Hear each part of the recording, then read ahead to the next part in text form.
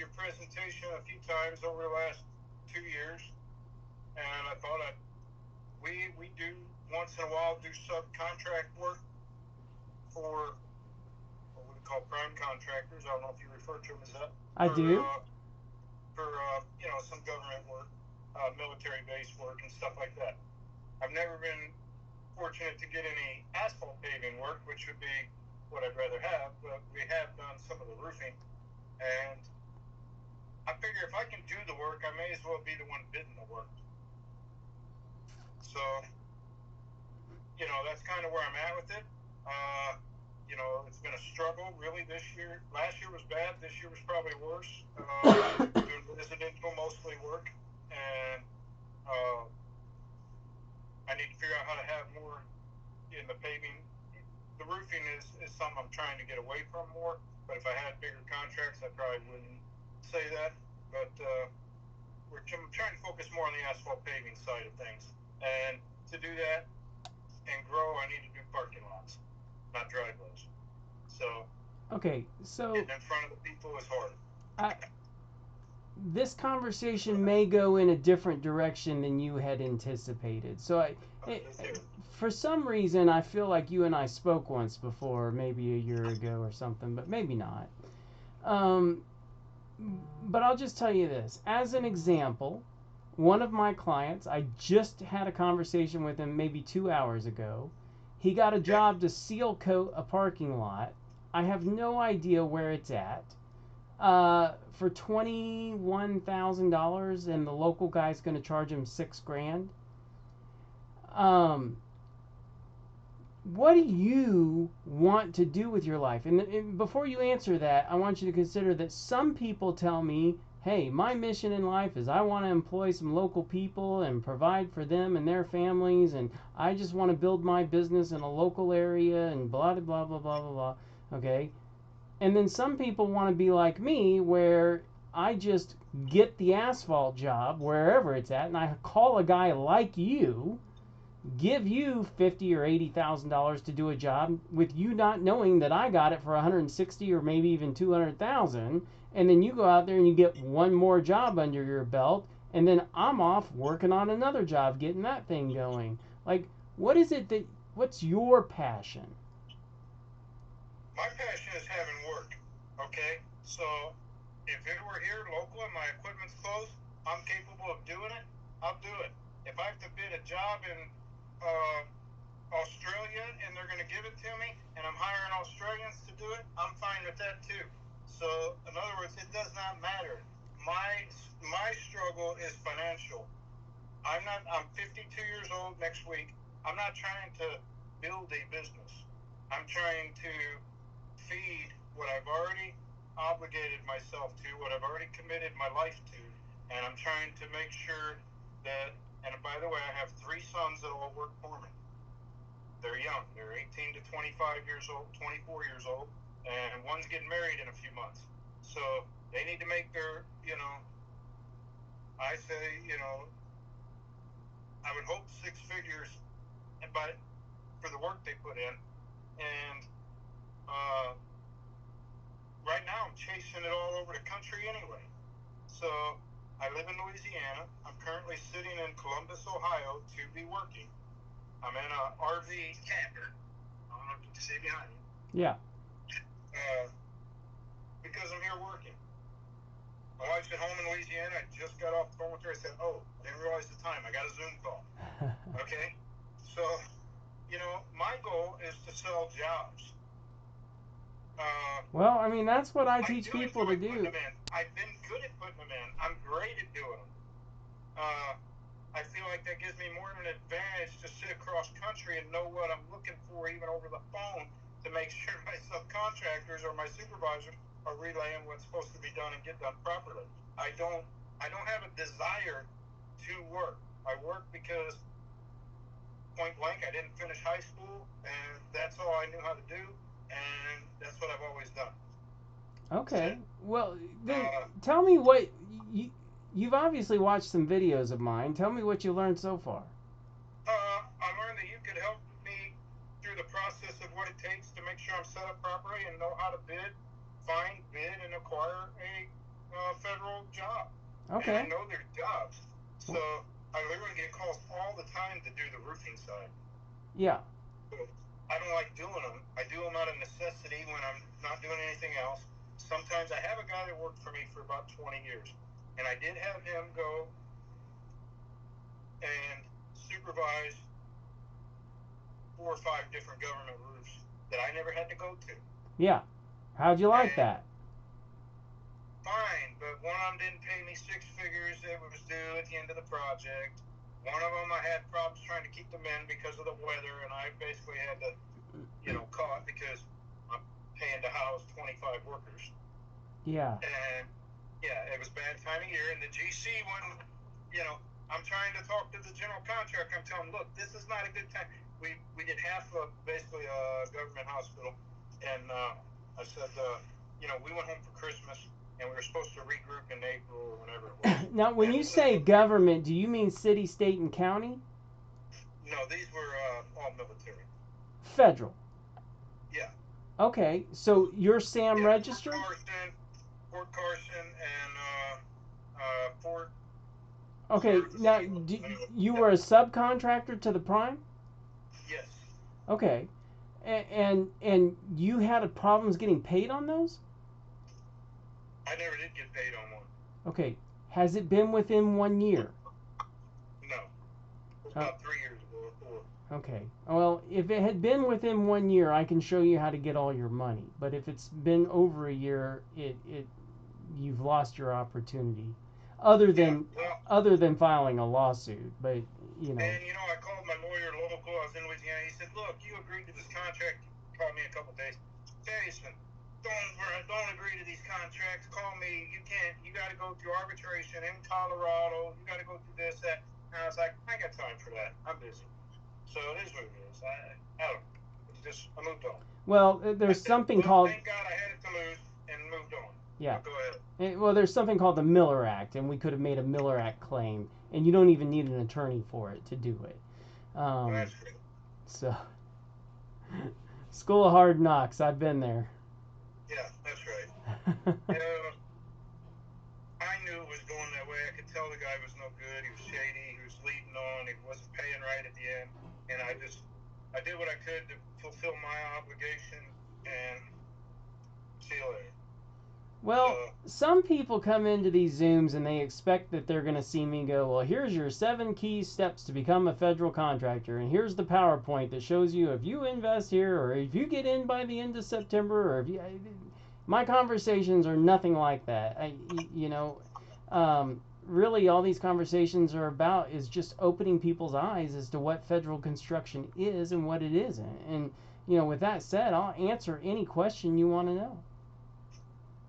Okay, well, I'm pretty sure I know what it is. I did just, in the last 6 weeks, I also did we call it snap block metal. It's a standing seam metal roof. Okay. If you don't know how well versed you are in that subject, but it was a Coast Guard job in South Louisiana on the coast.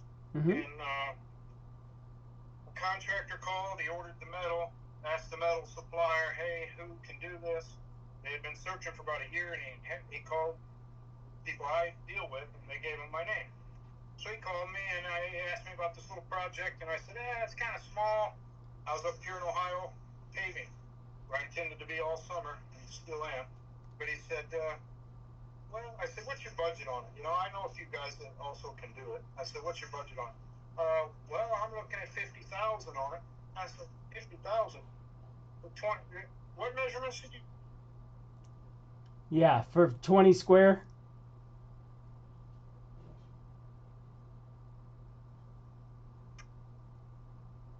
Are you there? Yeah, I lost you for a second. I was asking, was that for about 20 square? So that's good. He's probably in it for much more than that. But I know he was. Yeah, the last cedar shake roof we did we got $5,400 a square. Nice. Yeah. Well, and here's what threw me. So, and like I said, I've been seeing your videos. I don't actually recall talking to you, so maybe I'm wrong. But I had been seeing your videos, and I had to keep telling myself, go take this guy's course at some point. I want to do this. Okay. Well, the reason I bring up this little roof is not so much the roof or the dollar amount. It's that when I got there, I saw they had a brand new parking lot on this little, they call it a base. It's really one building, okay, and it has a boat launch and a boathouse, and they had me roof the boathouse. The parking lot had just been paved. And I'm talking to him. I said, look, I do asphalt paving. So call me. He said, well, this one was X amount of feet, da-da-da-da-da. You see what it is. What would that have cost me? I said, off the top of my head, I said $225. He said, okay. Well, I paid the guy. I said, but I'd asked you your budget, and I'd have worked with you. He said, well, we paid $180 for it. And I said, well, that's pretty cheap. He said, well, we did all the drainage first, so we had all the base work done. So all the guy had to do was come in, no grading, just lay asphalt for 3 days. I said, oh, well, that's pretty good. But again, I said, what's your budget? What would have been your answer? He said, I'd have told you $205. And I'd have said, I'd have done it. That's $100,000 a week. You know, I'm working all summer trying to, make $150,000. It's retarded. Yeah. So, that said, it really made me think I need to just start bidding these jobs. I've really procrastinated on it. It's always out of desperation of chasing the money I need. I don't have 3 days or 5 days or whatever. I don't know what your time frame is. But it's like, all right, if I don't make it, if I don't do it, then I won't know how to do it, period. So, and by the way, it was a competitor that I know very well that laid that parking lot, and they did such a horrible job that I thought, wow, I could have had 10 people better do that job. But that said, you don't know how that's going to go. But anyway, they were happy with it. So I just thought, I hate to miss out on this type of work when I know he got way more money than that. Sure. But I would have been happy at the subcontractor rate. If I could get them like that all day, I'd been happy. So I like the idea of just putting my sons in a better position to bid the work and make some money, manage the projects, and, out here chasing jobs. I got a guy right now, when I get off of here, I got to literally go back and forth with, because he expects his driveway at his house to be built like you build a road, because he got online and he sent me all this stuff. This is how it's supposed to be. Okay, if you want to pay me $50,000 or more, I'll build you a road in front of your house. But that's not how it's done. It doesn't matter what it's, I got to have that conversation as nice as possible. Yeah. To sell this job that my son's been working on all week. So, Yeah, it's much easier to get plan and spec work, and now you know what the scope is. They've got the budget. The money's allocated. You don't have to argue with anybody about it. Because of the Federal Prompt Payment Act, when you're 50% complete, you get 50% of your money, and you get it within 14 days. It's federally guaranteed by the Federal Prompt Payment Act. That's good information. Oh, yeah. I'm full of it. All you got to do is ask the right questions. Okay. Well, my question is, how do I learn? What is it actually going to take for me to accomplish it? It sounds like the biggest hurdle is going to be your time. And listen, it's on demand. You just hit play. It's like Netflix, if you've ever used Netflix. You hit play, rewind, pause, fast forward, whatever you want. You just revisit it. You can do it 2 hours at a night, at a time, or whatever. I was having to come to Texas or something. That's how it used to be years and years ago when we were doing these things live. Now what you're getting is pre-recorded. Listen, we were doing them live until the pandemic, and then we couldn't do them live anymore. And then what we found out was that our clients like the system better that we developed during the pandemic, because you can always go, wait, what did he say? And you can rewind and watch it over, which when everybody left and got back to their office on Monday morning, they had to rely only on their notes and their memory, Yeah, okay. This is way better. I didn't see any of that in your new videos. I wouldn't have taken an extra year to call you. Well, listen, I always tell people, it doesn't matter. Nothing I do is associated with time. I've already done what I've done in my career, and I do.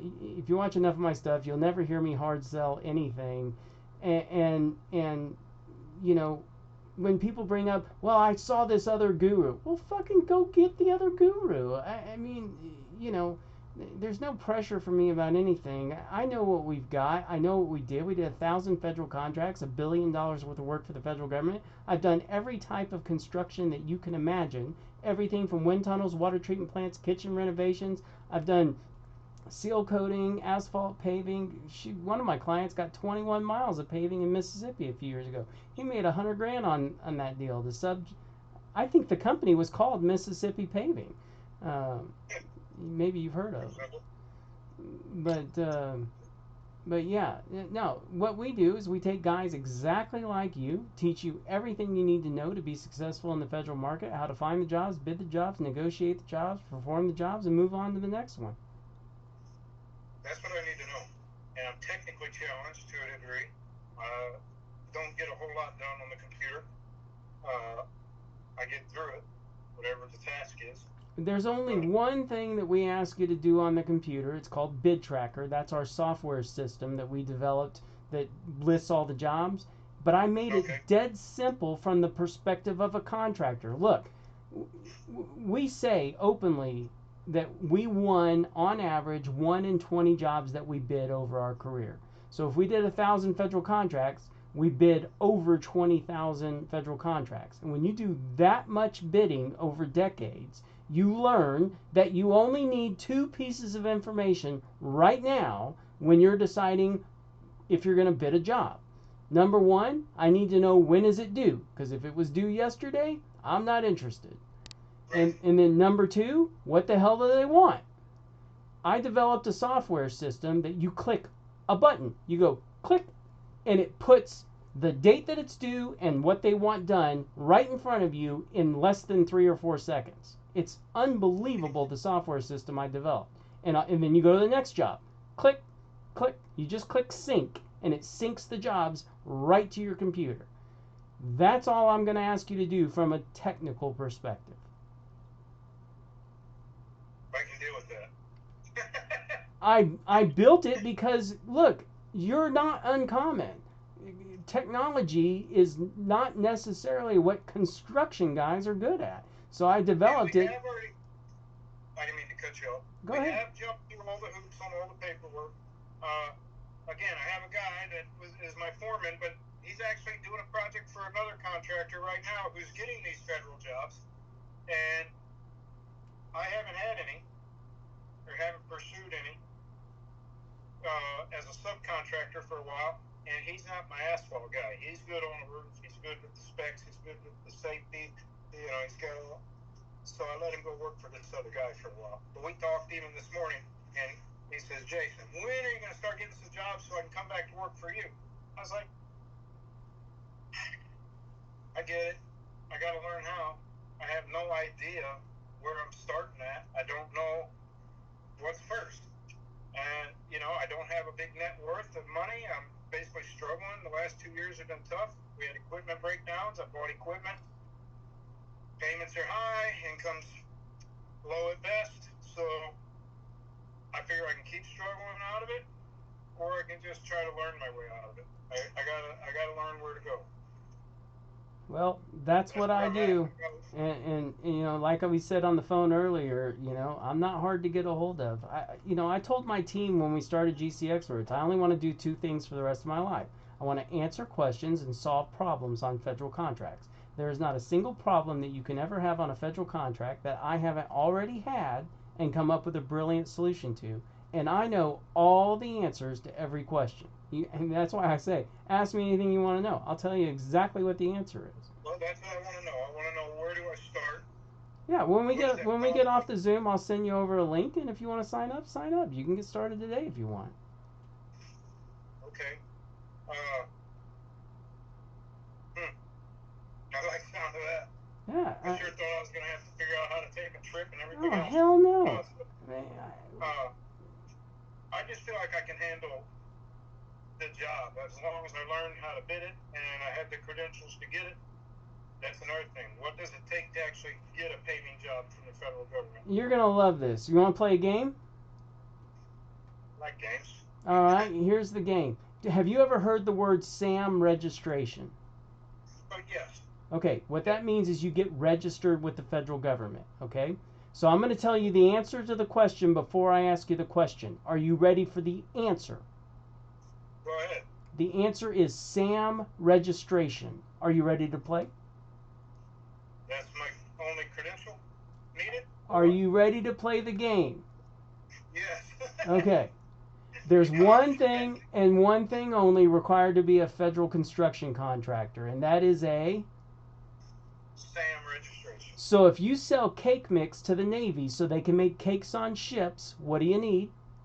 SAM registration. If you sell bullets or aircraft parts or even construction goods and services, what do you need?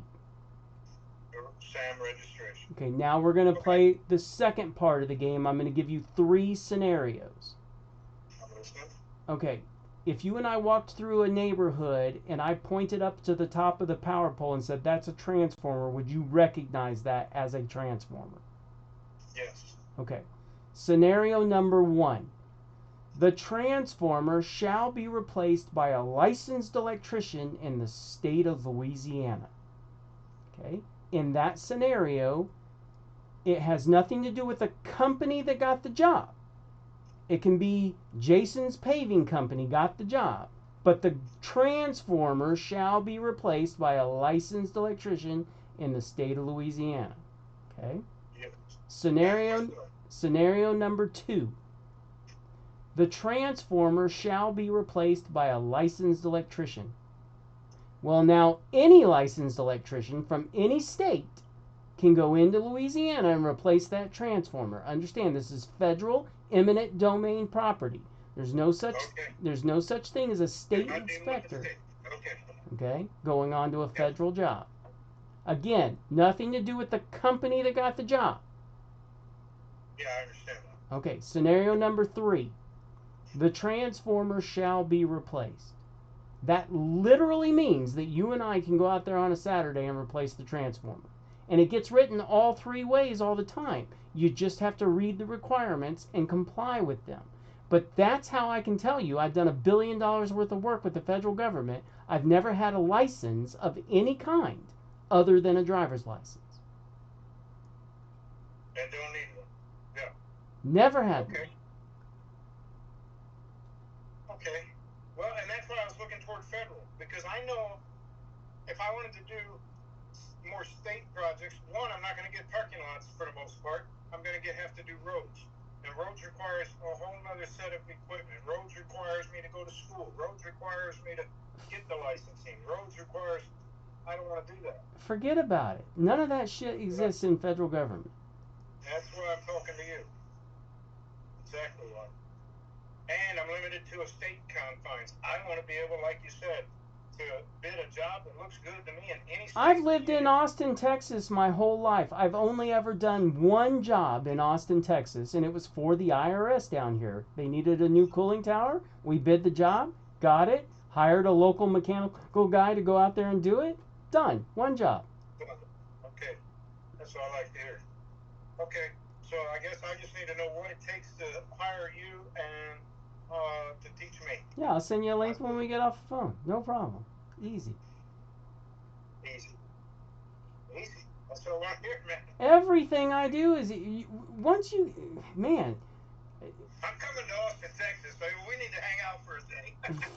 No problem. But I'll just tell you, if you watch enough of my videos, hey, let me ask you this. Having a conversation with me now, is it just like the videos you've watched of me? Is there anything different? No, I would say not. And, yeah. I'll give you credit where credit is due. That's why we're having this conversation, because literally, I like that you're just passionate about teaching what you know. Yeah. Because that's all I need from somebody. I don't need the fluff. Yeah, you don't need the motivation. Fuck, we all get up in the morning, put our pants on, and go to work. I get it, man. I've been in construction for 3 decades. That's why I always say, the reason I give my personal cell phone number to people in the construction industry is because contractors don't call a guy like me to say, Hey, how was your weekend? Oh, did you watch the game? Oh, how's the weather in Austin? Because they know I don't give a fuck about any of that shit. All I care about is how do I get you to the next step so that you can continue being successful in the federal market. That's what I'm all about. Nice. Well, that's what I want to do. I don't feel like I have any specific questions other than your link to tell me how to get started, because I want to get started. I hope it's something I'm financially capable of doing right now. So that's all. That's where I'm at. Okay. I'm ready to go. I want to progress this. I want my sons to learn better than I did. Well, I would encourage them. You know, I mean, in my family, it was all multi-generational. You know, my dad started all this shit in 1976, I think. Yeah, well, I was never smart enough to do anything, and now they're here with me, and I see that we had a few good years there, and then all of a sudden, the last 2 years, things have gone the wrong direction. Isn't that the thing that's so shitty about that's the construction mindset, is that when everything's going good and you're making plenty of money, you feel like you're king of the world. You feel like nobody can tell me how to do this shit. I'm the best there is. Look at what I just did. And then when shit goes downhill, we internalize it. Geez, did I piss that guy off? Or how come they're not buying this thing anymore? How can we internalize everything, but we won't listen to anybody when things are going right? Isn't that weird? Yeah, but I've done it on a cycle in Louisiana for so long, especially in roofing with the hurricanes. Yeah. That I already plan. I can't build a business where my phone's on autopilot. And I'll get online and people say, "Look, if you just do a good job and have happy customers, there'll be a point will come. It won't take too long. You'll never worry about it again." I don't think I've had 5 people complain about my work in 25 years. Yeah. And that point still never came. So you still have to get people to spend a big ticket item money every single day of the week, regardless. And that's just tough, man. I don't know how to say it. So I want to go where the contracts are bigger, they're more profitable, and I can afford to pay other people to do the labor. There you go. Well, you're talking the right guy. That's what I want to do. I think I owe that to my sons. I owe that to myself. I just turned 52 this month, so I'm too old to be out there doing it. I'm running a paper. I was out there on that snap lock metal because I had 3 guys show up who didn't know what they was doing. I tried to hire that labor. They didn't know what they was doing, so I need to be better at hiring labor. So, but I was prepared for it and went ahead and did it myself. Well, I'm going to teach you how to find the right guys at the right numbers and anywhere, anytime. As long as there's federal money involved, we're going to show you how to go get it. Okay. Okay. Well, I've taken enough of your time. I'm ready to go. All right. I'll send it to you here in a couple minutes, Jason. Okay. You're awesome. Thank you for your time, especially on Sunday. Yeah. Good talking to you. All right. You have a good evening. Bye-bye. Thank you.